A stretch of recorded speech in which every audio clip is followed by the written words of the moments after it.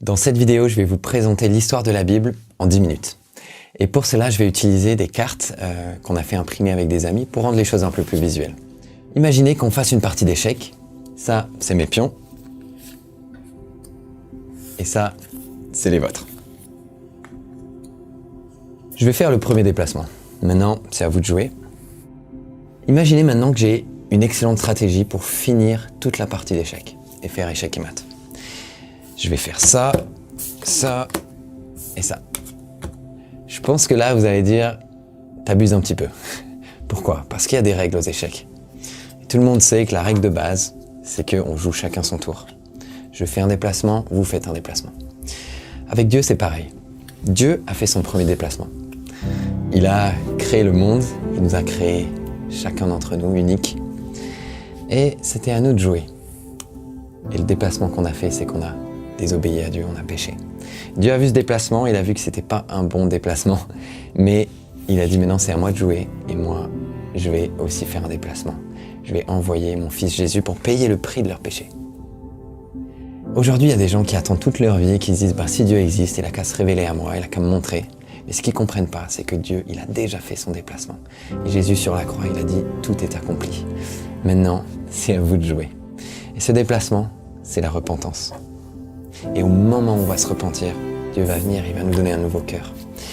Et ensuite, au moment où on va être baptisé d'eau, il va venir et il va nous libérer du péché. Et au moment où on va demander le Saint-Esprit, il va venir tout de suite. Dieu, il attend qu'une chose, c'est qu'on fasse le déplacement. Il aimerait faire échec et mat. Il aimerait finir la partie. Il aimerait nous libérer, nous donner une nouvelle vie. Mais il attend que nous, on fasse un déplacement. Donc maintenant, je vais vous expliquer un peu plus comment tout a commencé.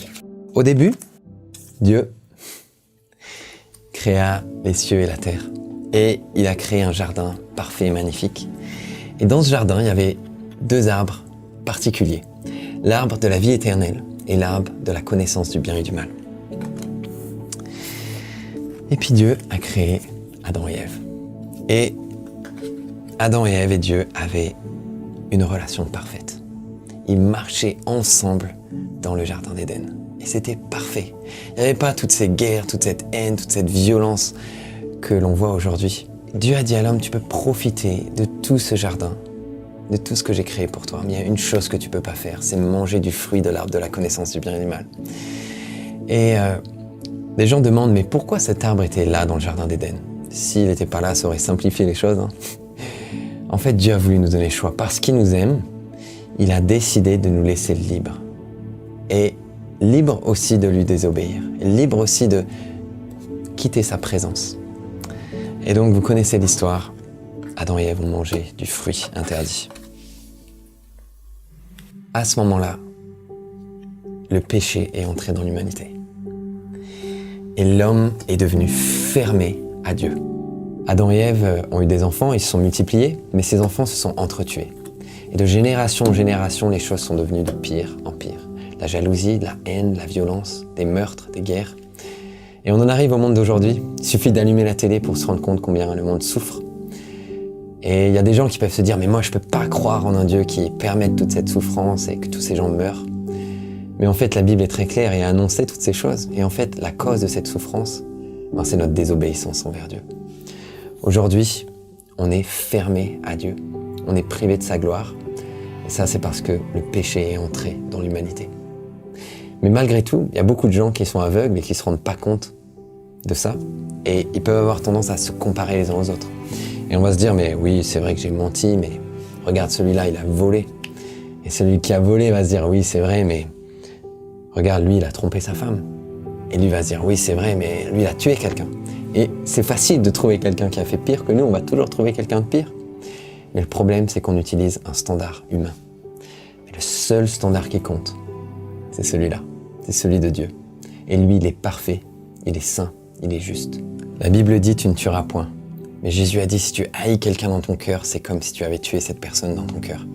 La Bible dit, tu n'auras pas de relation sexuelle en dehors du mariage. Mais Jésus a dit, si tu convoites quelqu'un de tes yeux, c'est comme si tu avais eu cette relation sexuelle dans ton cœur. Donc même sans passer à l'acte, il suffit de se retrouver devant son ordinateur, de regarder de la pornographie, et c'est comme si on avait eu cette relation sexuelle dans notre cœur. Maintenant, imaginez que vous vous retrouviez devant un juge pour avoir grillé un feu rouge. Vous aurez beau dire, monsieur le juge, vous voyez pas tous ces feux verts que j'ai passés tout au long de ma vie, toutes ces années? Mais il n'en aura rien à faire. Si vous êtes devant lui, c'est parce que vous êtes coupable d'avoir grillé ce feu rouge. La Bible aussi est très claire. Elle dit que si on a brisé une de ses lois, c'est comme si on était coupable de toutes. Dieu aurait pu tous nous envoyer en enfer et toujours être un Dieu juste et bon. Mais au lieu de ça, il avait un autre plan. Il a décidé de faire son déplacement. Souvenez-vous du jeu d'échecs. Il a envoyé son fils Jésus pour payer le prix de notre péché. Et Jésus est né 100% homme, 100% Dieu. Et il a grandi. Et ça a été le seul à n'avoir jamais péché une seule fois. À l'âge de 30 ans, il a été baptisé en immersion complète. Et quand il est sorti de l'eau, il a reçu le Saint-Esprit. Et à ce moment-là, il est allé parmi les gens et il a guéri les malades. Il a chassé les démons. Il a ressuscité les morts. Et il a annoncé: repentez-vous, le royaume de Dieu est proche. 3 ans plus tard, le seul qui n'avait pas péché une seule fois, c'est celui qui a payé le prix le plus cher. Il a été torturé, il a été mis sur cette croix. Et il est mort. Il a été enterré. Mais 3 jours plus tard, parce qu'il a été le seul à n'avoir jamais péché, la mort n'a pas pu le retenir. Il est ressuscité d'entre les morts. Et là, il a rassemblé ses disciples et il leur a dit: les gars, comme le Père m'a envoyé, maintenant je vous envoie pour faire la même chose. Il leur a dit: attendez ici, je vais vous envoyer une aide, le Saint-Esprit. Et Jésus est rentré à la droite du Père. Dieu a fait son déplacement. Il a envoyé son Fils Jésus pour qu'au travers de lui, on puisse être réconcilié avec Dieu. Maintenant, c'est à nous de jouer. Alors quel est ce déplacement qu'il faut qu'on fasse? Quel est ce premier pas qu'on doit faire vers Dieu? Ce premier pas, c'est la repentance. C'est réaliser qu'on a péché contre un Dieu juste et saint. Mais c'est pas simplement demander pardon ou avoir des regrets. Ça commence par là. Mais c'est prendre une décision pour sa vie, de se détourner de cette ancienne façon de vivre et de se tourner vers Dieu. C'est comme un virage à 180 degrés où on décide de lui donner notre vie. Et à ce moment-là, Dieu prend notre cœur de pierre et il nous donne un cœur de chair. Donc Dieu nous donne un nouveau cœur, comme une nouvelle conscience. Mais c'est pas suffisant, on peut pas s'arrêter là. On a toujours cet ancien corps qui est mort, qui est imprégné du péché. Dieu dit que celui qui pêche devient esclave du péché. Donc même avec un nouveau cœur, on veut faire les choses qui sont bonnes selon Dieu, mais on va essayer toutes nos forces et on va retomber, toujours dans les mêmes choses. C'est là que le baptême intervient. Ce corps qui est mort, il faut l'enterrer.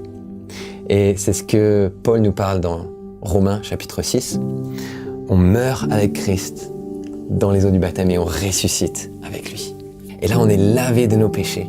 On est ouvert à Dieu à nouveau, comme Adam et Ève dans le jardin d'Éden. Le baptême, c'est pas quelques gouttes sur le front d'un bébé, parce qu'un bébé n'a pas conscience de son péché. Il peut pas se repentir. Mais c'est ce qu'on voit dans la Bible. Tous les baptêmes ont eu lieu quand les gens se sont repentis et ont réalisé qu'ils ont péché contre Dieu. Et là, ils ont été baptisés. Maintenant qu'on est mort à notre ancienne vie de pécheur et qu'on est ressuscité avec lui, le péché n'a plus d'emprise sur nous. On est libre. Comme Jésus a dit qu'il allait envoyer son Saint-Esprit pour venir vivre en nous, aujourd'hui, si on fait cette prière et qu'on demande le Saint-Esprit, il va venir et on va être baptisé du Saint-Esprit. Et là, on a tout l'équipement nécessaire pour suivre l'exemple de Jésus. Et c'est ce qu'il nous appelle à faire. Alors comme lui, on va parmi les gens et on guérit les malades et on chasse les démons. Et on partage l'évangile comme je suis en train de vous le faire maintenant. Et d'autres personnes vont aussi prendre cette décision de se tourner vers Dieu, de démarrer une nouvelle vie, d'être baptisé et de recevoir le Saint-Esprit. Maintenant, la fin de cette histoire, c'est qu'un jour, Jésus va revenir. On ne sait pas quand exactement, mais cette fois, il reviendra pour juger le monde. Ça veut dire qu'on a tous quelques années devant nous pour prendre une décision dans notre vie. On est complètement libre de vivre pour nous-mêmes et d'essayer de vivre la meilleure vie qu'on peut, ou alors de donner notre vie entière à Dieu et de le suivre et d'être complètement né de nouveau. Et quand Jésus va revenir, il va séparer ceux qui lui appartiennent, ceux qui ont décidé de lui donner leur vie et qui vont finir la course jusqu'au bout, de ceux qui seront restés fermés à lui. Et ceux qui lui auront donné leur vie et qui l'auront suivi vont avoir accès à l'arbre de la vie éternelle. Et ils vont vivre pour toujours auprès de Dieu. Et souvenez-vous que Dieu a déjà fait son déplacement. Il a envoyé son Fils Jésus pour que vous puissiez être réconciliés avec lui, pour qu'il paye le prix de votre péché. Maintenant, c'est à vous de jouer.